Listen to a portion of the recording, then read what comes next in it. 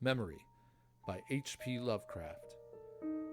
In the valley of Nis, the accursed waning moon shines thinly, tearing a path for its light with feeble horns through the lethal foliage of the great upas tree.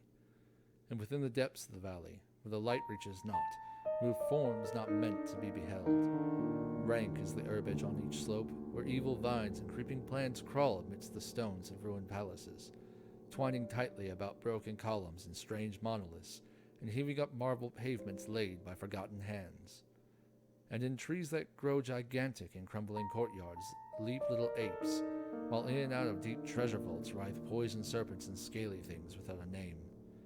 Vast are the stones which sleep beneath coverlets of dank moss, and mighty were the walls from which they fell.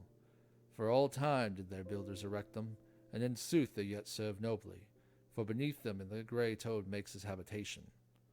At the very bottom of the valley lies the river Than, whose waters are slimy and filled with weeds.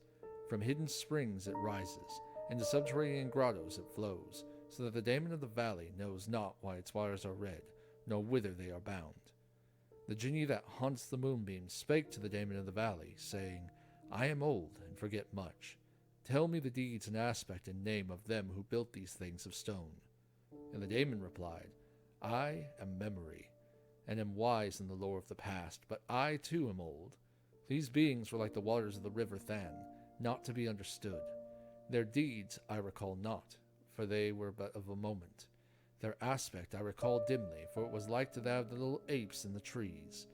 Their name I recall clearly, for it rhymed with that of the river. These beings of yesterday were called man.